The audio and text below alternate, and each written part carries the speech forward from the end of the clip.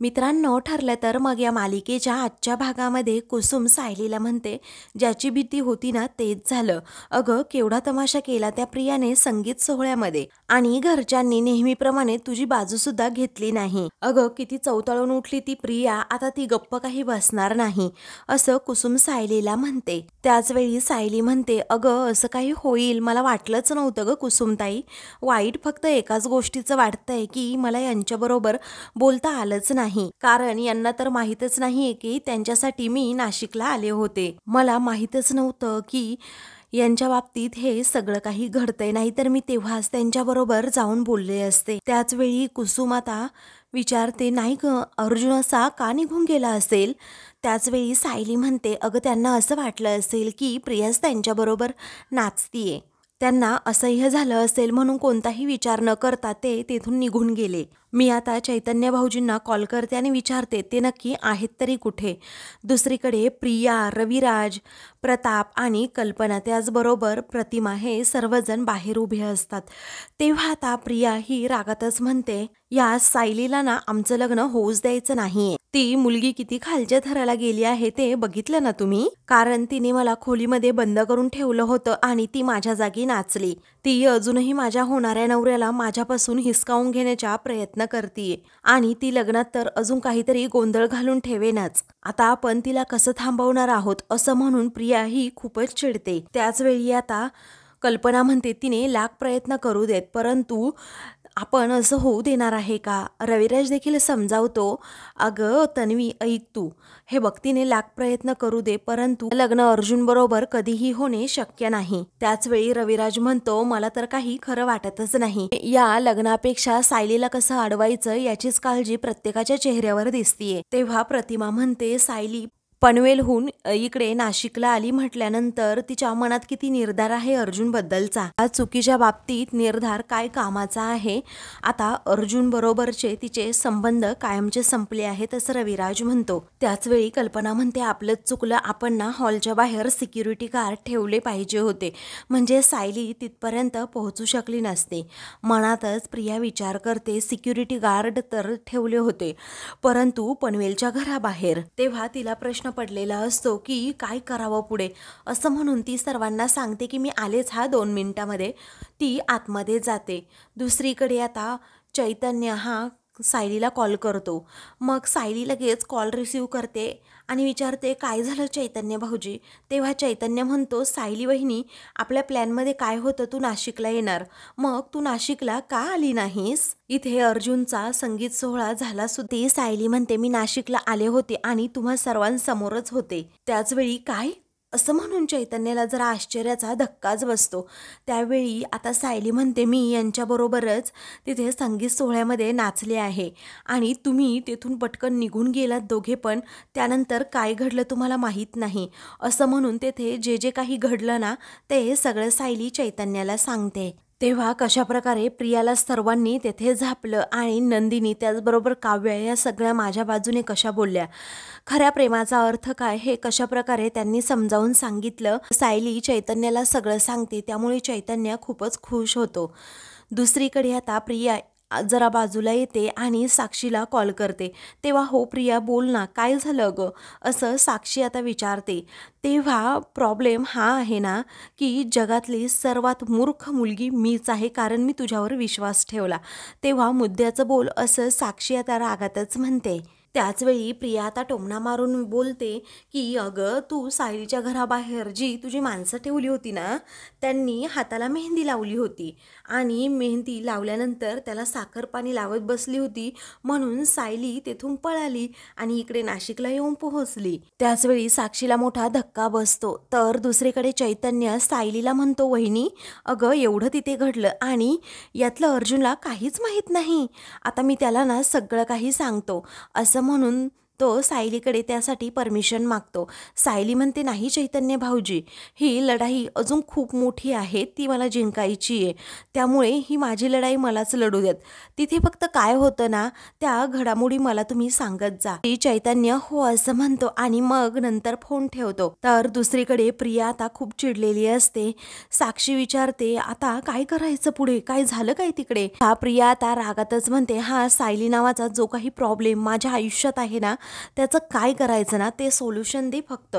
त्यानंतर प्रिया म्हणते, या गोष्टीचं सोल्युशन आता मला दे. ती सायली अजिबात माझ्या कोणत्याही कार्यक्रमात मला नको आहे असं म्हणून ती साक्षीला विचारते. साक्षी म्हणते, एक काम कर, तू तिकडे लग्न करूच नको, इकडे पनवेलमध्ये ये, इथे कसं सर्व गोष्टी आपल्या कंट्रोलमध्ये असतील. मग त्यानंतर आता प्रिया म्हणते की काय तिकडे कशाला, आणि तिथे त्या हॉलचा पत्ता सायलीला माहीत नाही का? माहीत असेल ना तिला. तेव्हा साक्षी म्हणते, इथे जवळच आमचं फार्म हाऊस आहे, तिथे तुझं लग्न करूयात, जेणेकरून सायली तिथे पोहोचणार सुद्धा नाही. त्यावरती प्रिया आता हसते आणि म्हणते, आता मी सांगते, महिपतच्या फार्म हाऊसवर लग्न करूयात, म्हणजे सर्वजण मला शाबासकीच देतील. त्यानंतर आता साक्षी म्हणते, मला काहीही सांगू नको, हे बघ, तुला लग्न तर अर्जुन बरोबरच करावं लागेल, आणि जर नाही केलं तर आमच्याबरोबर तुझी गाठ आहे. तेव्हा प्रिया आता खूपच घाबरते आणि म्हणते, साक्षी हो, आम्ही येतोय नाशिकला असं म्हणून आता ती लगेच फोन ठेवते. तेव्हा साक्षीने बरोबर आता प्रियाला चांगलंच गुंडाळलेलं असतं. बाहेर सर्वजण चैतन्य, अर्जुन, प्रियाची वाट पाहत असतात. चैतन्य तितक्यात तेथे येतो. तेव्हा रविराज विचारतो, चैतन्य अरे कुठे होतात तुम्ही? मग आता प्रताप देखील म्हणतो, हो ना, आपण किती वेळ झालो या दोघांची वाट पाहतोय, संगीत सोहळा सोडून. असा अर्जुन मध्येच कुठेतरी गेला, पण त्यानंतर काय काय झालं तुम्हाला माहीत आहे का?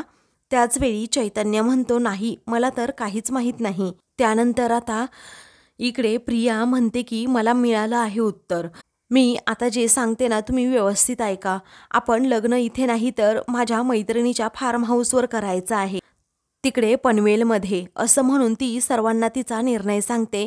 हे ऐकून आता तिथे सर्वांनाच मोठा धक्का बसतो. आपण हळदसुद्धा तिथेच करू, आपण जाईपर्यंत सर्व तयारीसुद्धा तिथे झाली असेल, असं म्हणून ती सर्वांना एक वेगळा शॉक देते. त्याचवेळी आता रविराज विचारतो, काय काय म्हणालीस तू तन्वी? अगं, हा तुला काय पोरखेळ वाटला का गं? अगं, आधी म्हणालीस की आपण नाशिकला जाऊ आणि आता म्हणती रिटर्न पनवेलला जाऊ. आता सर्व वरात घेऊन काय पनवेलला जायचं का मग आपण? असं म्हणून तो चिडतो. त्यावेळी प्रिया विचारते, मग काय करू बाबा मी? सायली इथे सुद्धा येऊन पोहोचली. माझ्या मैत्रिणीच्या फार्म हाऊसवर तिथे अगदी कडेकोट बंदोबस्त असेल, पर्सनल सिक्युरिटीसुद्धा असतील, म्हणजे आता आपल्याला कसलंच टेन्शनसुद्धा येणार नाही. त्याचवेळी आता प्रतिमा विचारते, अशी कोणती मैत्रीण आहे तुझी जिचे स्वतःचे सिक्युरिटी गार्ड आहेत? त्याचवेळी प्रिया जरा घाबरते, तर चैतन्य संशयित नजरेने तिच्याकडे पाहू लागतो. मग त्यानंतर आता प्रियाची बुबडीच वळलेली असते. ती म्हणते, अगं आई, गार्ड बोलवता येतील ना आपल्याला? माझ्या कॉलेजची एक मैत्रीण आहे आणि रिच फॅमिलीमधून बिलॉंग करते बाबा. हे पहा बाबा, मला माहीत आहे की काहीच आपल्या मनासारखं होत नाहीये आणि नुसती दगदग होतीये, परंतु माझ्यासमोर दुसरा कोणताच ऑप्शन नाहीये आता. पण मला आता सायलीला जिंकू द्यायचं नाहीये. ती सगळं ना फक्त आणि फक्त आपल्याला त्रास देण्यासाठी करते आहे, पण आता तिच्यामुळे मी तुम्हाला कोणालाही त्रास होऊ देणारच नाही, आणि अजून काहीतरी भयंकर होण्या अगोदर आपण पनवेलला जाऊ. तेव्हा सर्वजण एका वेगळ्याच काळजीत असतात की आता करायचं तरी काय पुढे. मग आता सर्वजणच एकमेकांकडे फक्त पाहत असतात. त्यानंतर रविराज म्हणतो, ठीक आहे, आता जर दुसरा कोणता मार्ग नसेल तर आपल्याला हेच करावं लागेल. आता हे लग्न ठरलेल्या वेळेत होणं खूप गरजेचं आहे. त्याचवेळी रविराज म्हणतो, प्रताप अरे पण कसं होणार हे सगळं? त्याचवेळी कल्पना म्हणते, सायली या लग्नात आलेली आपल्याला कुणालाच नको आहे, मग तिला टाळण्याकरता आपल्याकडे दुसरा कोणता उपायच नाहीये. तेव्हा रविराजचाही नाईलाज असतो. तो म्हणतो की ठीक आहे, तन्वी जर खुश असेल तर आपलं काय एवढं, असं म्हणून तो परमिशन देतो. प्रिया सर्वांना आता थँक्यू म्हणते. तेव्हा ती आता विचारते, बाबा आपण लवकरात लवकर निघूयात का आता? त्यावेळी सर्वजण आता आपापल्या गाडीमध्ये बसतात. त्यानंतर चैतन्य आता लगेच सायलीला मेसेज करून याबद्दल सांगतो. दुसरीकडे सायली मेसेज आता वाचते आणि त्याबद्दल कुसुमला सांगते की सर्वजण पनवेलला जायला निघाले आहेत, आपल्यालाही लवकरात लवकर जायला हवं. कुसुम म्हणते हो चल ना मग आवर पटकन. त्याचवेळी सायली म्हणते की ईश्वरीला फोन करून मी अगोदर एक काम सांगते, काहीही झालं तरी उष्टी हळद ही मलाच लागायला हवी. तर दुसऱ्या दिवशी आता प्रिया आणि अर्जुनची हळद असते, त्यामुळे आता फार्म हाऊसवर सर्वजण गेलेले असतात. तेथे छान अशी तयारीसुद्धा केलेली असते. प्रियाने आता सिक्युरिटी गार्डसुद्धा तिथे ठेवलेले असतात. त्याचवेळी आता प्रिया ही बाहेर येते, तिच्या मैत्रिणींना म्हणते की आले हा मी आलेच असं म्हणून ती सिक्युरिटी गार्डकडे सायलीचे फोटो देते आणि सर्वांना म्हणते हा फोटो निरखून पहा, ही इथे कुठेही दिसली तरी मला लगेच सांगायचं, तिला अजिबात आतमध्ये येऊ द्यायचं नाही असं म्हणून ती आता खूप हायपर झालेली असते आणि सारखी सारखी सिक्युरिटी गार्डला सांगत असते ही मुलगी दिसल्यानंतर सांगा. सर्वजण हो असं म्हणतात. प्रिया आता पूर्णपणे घाबरलेली असते, कावरीबावरी झालेली असते, तिचा गोंधळ उडालेला असतो आणि तिची हीच मजा नागराज वरच्या मजल्यावरून सगळी पाहत असतो आणि तिच्याकडे पाहून हसत असतो. काही वेळानंतर प्रियाला समोर दिसतं की सायली आहे म्हणून, तेव्हा ती आता खूपच घाबरते आणि गार्डला सांगते की पहा समोर कोण आहे, सायली आहे, त्या मुलीला अगोदर पकडा बरं. मग आता ते सिक्युरिटी गार्ड त्या मुलीजवळ जातात आणि प्रियाला दाखवतात.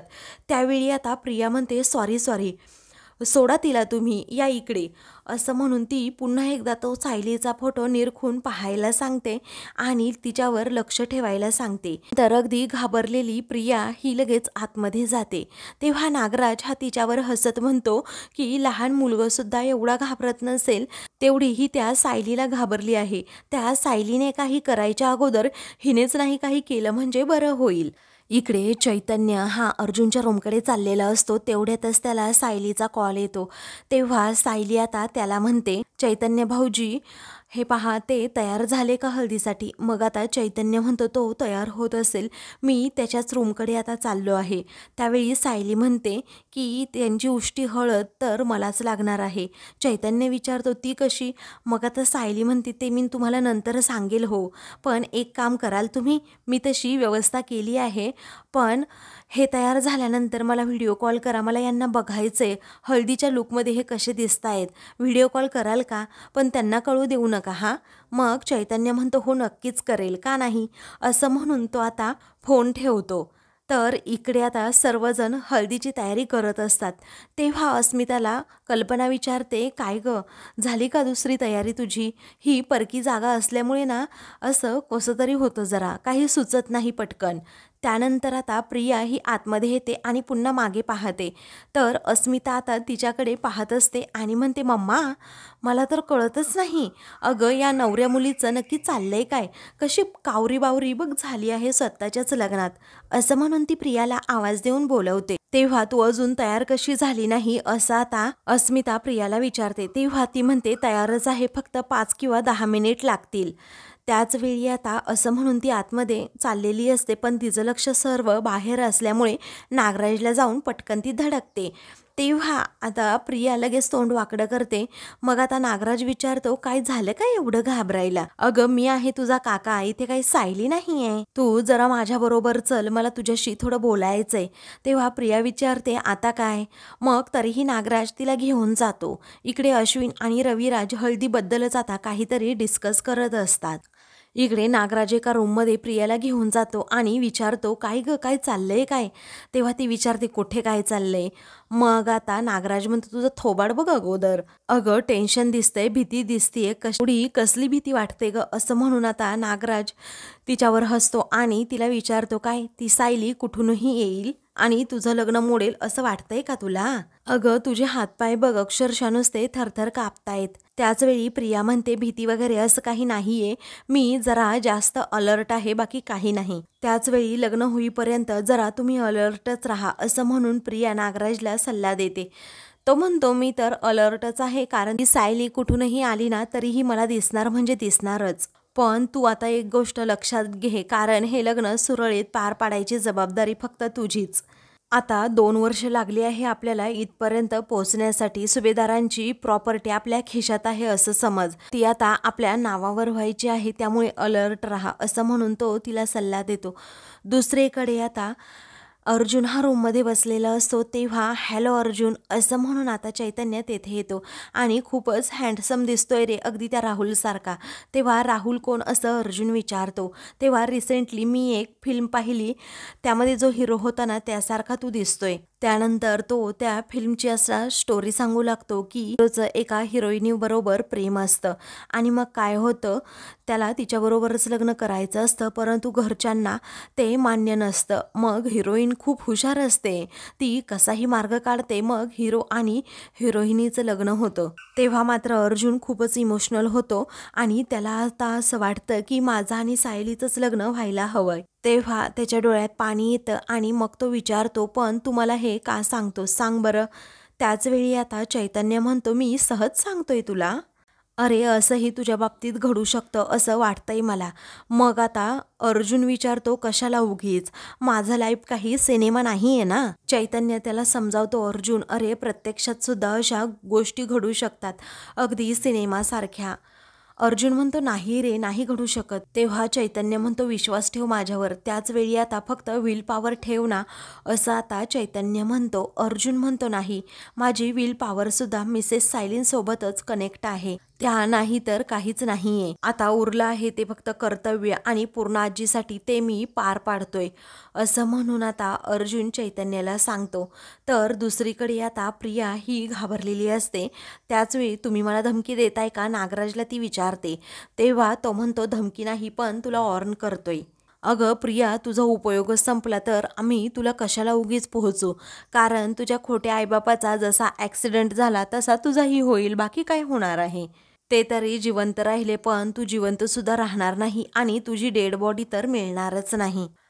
त्यामुळे धरणीकंप जरी झाला आणि त्याचबरोबर महापूर जरी आला तरीही अर्जुनने तुझ्याच गळ्यामध्ये मंगळसूत्र घातलं पाहिजे, याकडे लक्ष दे. त्यानंतर तो आता तेथून जातो. तर प्रिया घाबरलेली असते.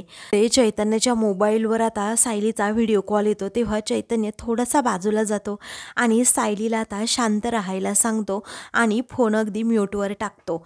त्यानंतर आता तो अर्जुनला म्हणतो, अर्जुन अरे इकडे बघ ना आणि जरा स्माईल कर ना. त्यावेळी अर्जुन म्हणतो, कशाला स्माईल करायची. तर आता दुसरीकडे सायली ही अर्जुनला फोनमधून पाहत असते आणि फोनवरून हात फिरवते. अर्जुन हळदीच्या त्या लुकमध्ये खूप असा हँडसम दिसत असतो, परंतु त्याचा चेहरा अजिबात खुललेला नसतो. सायली आता म्हणते, अहो हसा ना. मग सायलीची तीच हाक अर्जुनपर्यंत ऐकू जाते. मग अर्जुन कसा बसा थोडीशी स्माईल देतो. मग सायलीला खूपच आनंद होतो. तर चैतन्य अर्जुनला आता व्हिडिओमधून सायलीला दाखवत असतो. दुसरीकडे प्रिया वैतागते आणि म्हणते, हा नागराज ना खूप डोलायला लागलाय आजकाल. तेव्हा तिच्या मनात आता विचार येतो, आज आणि उद्या जर सायली इथे आली तर नागराजने मला मारायच्या अगोदर मलाच आता हार्ट अटॅक येईल. म्हणून ती पुन्हा एकदा साक्षीला कॉल करते आणि कॉल केल्यानंतर आता ती साक्षीला विचारते, काय ग साक्षी, तू जे सिक्युरिटी गार्ड पाठवले आहे ते चांगले आहेत ना, म्हणजे सायलीच्या घराबाहेर जे सिक्युरिटी गार्ड होते तसे नाही आहेत ना. मग आता साक्षी म्हणते, अगं जरा तरी विश्वास ठेव, तुझी हळद चालू आहे ना, मग तू आत्ता मला का कॉल करते. त्याच वेळी आता प्रिया म्हणते, हळद सुरू व्हायला अजून वेळ आहे, त्यामुळे तुला कॉल केलाय. अगं मला सगळीकडे ती सायलीच दिसतीये. तेव्हा साक्षी म्हणते, परत जर तू त्या सिक्युरिटी गार्डवर संशय घेतला ना तर मी तिथे येईल आणि तुझ्या कानाखाली मारेल असं म्हणून साक्षीच तिला धमकी देते. त्यावेळी प्रिया म्हणते, तुला कसं कळत नाही ग, मला सगळीकडे ती सायलीच दिसतीये. तेव्हा ती आता खूपच चिडते आणि मग फोन ठेवते. त्यानंतर आता प्रिया म्हणते, काहीही झालं तरी आज आणि उद्या मी या सायलीला फार्म हाऊसमध्ये येऊच देणार नाहीये. इकडे आता रविराज आणि प्रताप दोघेही आता आलेल्या पाहुण्यांचं स्वागत करत असतात. तर आता इकडे अस्मिता सारखीच फोटो काढत असते. तेव्हा पूर्ण आजी विचारतात, काय चाललंय तुझं अस्मिता, अगं आजच्या दिवस तरी तू हा फोन खाली ठेव ना. अस्मिता म्हणते, अगं आजी, आजच्याच दिवशी सर्वात जास्त फोटो काढायचे असतात, तू पण ये बरं फोटो काढ माझ्याबरोबर. तेव्हा पूर्ण आजीसुद्धा अस्मिताबरोबर फोटोच काढतात. त्यानंतर पूर्ण आजी या कल्पनाकडे जातात आणि हळदीची सर्व तयारी झाली का असं विचारतात. मग आता कल्पना म्हणते हो सगळी झाली आहे तयारी. त्यावेळी पूर्ण आजी म्हणतात की देवी आई, माझ्या अर्जुनला आणि तन्वीला तू आशीर्वाद दे, त्यांचं दोघांचं हे कार्य अगदी निर्विघ्नपणे पार पडू देत. त्याचवेळी कल्पना म्हणते पूर्णाई, तुम्ही कशाला उगीच काळजी करताय. अहो देवी आईवरती माझा पूर्णपणे विश्वास आहे, कारण अर्जुन आणि तन्वीची जोडी ही कधी म्हणजे कधीच तुटणार नाही. त्यानंतर आता अश्विन हा तेथे कमळ घेऊन येत असतो, कारण त्यामध्ये प्रिया ही बसणार असते, त्यामध्येच हळद लागणार असते. त्याच वेळी आता चैतन्याला अश्विन जरा मदत करण्यासाठी बोलवतो. मग आता हे कशासाठी असं चैतन्य विचारतो. अश्विन म्हणतो अरे या कमळामध्ये तन्वी बसणार आहे, म्हणजे तिला आता हळद लागणार आहे ना म्हणून. त्याचवेळी एरवी चिखलात कमळ उगवतं किंवा चिखलात कमळ बसतं, परंतु आता कमळात चिखल बसणार आहे म्हणायचं असं चैतन्य टॉन्ट मारतो. अश्विन विचारतो काय म्हणालास. चैतन्य म्हणतो काही नाही, कुठे काय म्हणालो मी. त्याच वेळी आता अश्विन म्हणतो मला माहीत आहे तू टॉन्ट मारला, पण एक तुला सांगू का, अरे तुला सायली वहिनीबद्दल जरा सॉफ्ट कॉर्नर आहेच हे मला माहीत आहे, परंतु आता तन्वी ही अर्जुनची होणारी बायको आहे. आता दादाची बायको ही फक्त तन्वी आणि तन्वीच असणार आहे, त्यामुळे तू त्यांचं हे नातं ॲक्सेप्ट कर आणि तू सुद्धा तन्वीला आता वहिनीचा मान दे, असं म्हणून अश्विन आता दुसऱ्याच कुणाची तरी मदत घेतो. मग चैतन्यसुद्धा त्यावर जास्त काही एक्सप्लेनेशन देत नाही. काही वेळानंतर प्रिया आता हळदीसाठी अगदी छान तयार झालेली असते आणि कमळात बसलेली असते. त्यावेळी तिच्या मनात आता तेथे बसली तरी सारखी सायलीची भीती असते. अर्जुन सायलीचं काही कॉन्टॅक्ट तर झालं नसेल ना, आणि अर्जुन हा सायलीकडे तर गेला नसेल ना. साक्षीच्या त्या सिक्युरिटी गार्डने खूप मोठा घोळ घातला होता. मला आता जाऊन पाहायलाच हवं अर्जुन कुठे आहे ते, असं म्हणून प्रिया आता तेथून उठत असते. त्याचवेळी आता कल्पना म्हणते नाही हा तन्वी, आता अजिबात उठायचं नाही आहे. तेव्हा प्रिया म्हणते फक्त 1 मिनिट मामी, फक्त 1 मिनिट. पण आता प्रियाला कोणीच उठू देत नाही. त्यावेळी कल्पना म्हणते बघ अर्जुन आलाय, असं म्हणून ती प्रियाला आता तेथेच बसायला सांगते. तर प्रिया आता तेथे बसते खरी, परंतु तिच्या मनात अजूनही चलबिचल सुरू असते. अर्जुन आता एकदम शांतपणे तेथे येतो आणि त्या कमळामध्ये बसतो. रविराज, प्रताप, घरातील सर्वजण आता तन्वी आणि अर्जुनची हळद असल्यामुळे खूपच खुश असतात. त्याचवेळी आता पूर्णाजी म्हणतात ऐक ना कल्पना, तू अगोदर दोघांचं औक्षण करून घे. कल्पना हो असं म्हणते आणि दोघांचं औक्षण करत असते. तर आता अर्जुनचा चेहरा हा खूपच पडलेला असतो आणि प्रतिमा व चैतन्याला तेथे दोघांनाच माहीत असतं की अर्जुनला अजिबात हे लग्न करायचं नाही आहे. लग्नामुळे अजिबात खुश नाही आहे, कारण त्या दोघांनाच अर्जुनची फक्त काळजी असते. बाकी सुमन, कल्पना, त्याचबरोबर प्रिया आणि घरातील इतर सर्वजण खूपच खुश असतात. आता त्यानंतर कल्पना ही पुढे जाते आणि तन्वीचं सुद्धा औक्षण करते. त्यानंतर प्रतिमा पुढे येऊन आता अर्जुन आणि प्रियाचं औक्षण करते, पण अर्जुनच्या चेहऱ्यावर अजिबातच तेज नसतं. बिचारा पूर्णपणे कोमेजलेला असतो. त्यानंतर त्याचं लक्ष हे प्रियाकडे जातं, तर त्याला तेथे प्रियाऐवजी सायलीच दिसते. मग आता तेथे सायली दिसल्यामुळे त्याच्या जीवात जीव येतो आणि त्याच्या चेहऱ्यावर का होईना आता स्माईल येते. त्यानंतर तो आता हात पुढे करतो, तर सायली त्याच्या हातात हात देते. मग अर्जुनला खूपच छान वाटतं. तो अगदी सायलीकडे पाहून इमोशनल होतो आणि त्याच्या डोळ्यातून आनंदाश्रू येतात. तर सायलीसुद्धा तेवढीच खुश असते. त्यानंतर सायली आता उठते आणि अर्जुनला हळद लावते. तेव्हा अर्जुन आता त्याची उष्टी हळद ही सायलीला लावतो. दोघेही खूपच खुश असतात, एकमेकांच्या आठवणीत असतात. तरीही अर्जुन आता एकदम शांत शांत असतो. ते पाहून आता सायली त्याला हसायला सांगते. तेव्हा अर्जुन आता सायलीमुळे खूप छान अशी स्माईल करतो. तर आता सायली म्हणते अशीच स्माईल नेहमी ठेवायची चेहऱ्यावर. मग आता ते दोघेही फक्त एकमेकांकडे पाहत असतात. तर सायली पुन्हा आपल्या जागेवर जाऊन बसते. तर अर्जुन पुन्हा एकदा हात पुढे करतो, कारण त्याला सायलीचा विरह अजिबात सहन होत नसतो. मग ते दोघेही एकमेकांकडे पाहून हसत असतात. तर अर्जुन आता सायलीवरून नजरच हटवत नसतो. त्यावेळी सर्वजण त्याच्याकडे पाहतच राहतात. आता सायलीच्या जागी नेमकी प्रिया असते आणि अर्जुनला ते कळत सुद्धा नाही. प्रिया आता घरातील सर्वजण अर्जुनकडे पाहत असतात आणि मात्र गालात हसू लागतात, कारण आता प्रियाबरोबरचं नातं याने ॲक्सेप्ट केलं की काय, हाच प्रश्न सर्वांना पडतो. मग आता चैतन्य एकदमच शांत होऊन जातो आणि विमल देखील, कारण त्या दोघांना काही कळतच नसतं अर्जुनचं चाललंय काय. तर आता प्रतिमाला देखील जबर धक्का बसलेला असतो की अर्जुनने खरंच मनापासून हे नातं ॲक्सेप्ट केलं असेल का. प्रिया देखील आता खूपच खुश होते आणि तिला असं वाटत असतं की अर्जुनने आता जो माझा हात पकडलाय तो अगदी प्रेमाने पकडलाय. परंतु प्रियाचा हा भ्रम असतो, कारण अर्जुनने तिच्यामध्ये सायली पाहिलेली असते आणि त्याला सगळा हा काही फक्त आणि फक्त भास होत असतो. त्यामुळे प्रतिमाच टेन्शनमध्ये येते. मित्रांनो, पुढील भागामध्ये आम्ही नवरी मुलीच्या साड्या घेऊन आल्याचं ईश्वरी आणि तिची बहीण नमा या दोघीही म्हणतात. मग आता त्या अर्जुनला देखील हळद लावतात आणि अर्जुनची जी उष्टी हळद असते त्या साडीच्या बॅगमध्ये टाकतात आणि इकडे सायलीकडे घेऊन येतात. सायलीनेच खरं तर हे काम त्यांना सांगितलेलं असतं. मग काही वेळाने आता त्या सायलीकडे आल्यावर सायली म्हणते, मी तुमची वाट पाहतच होते. मग ईश्वरी तिची गंमत करत आमची वाट पाहत होती की अर्जुन सरांच्या उष्ट्या हळदीची, असं म्हणून तिला लाजवतात. तर आता फायनली अर्जुनची उष्टी हळदच सायलीला लागते. अशाच मालिकेंचे पुढील भाग पाहण्यासाठी चॅनलला सबस्क्राईब करा.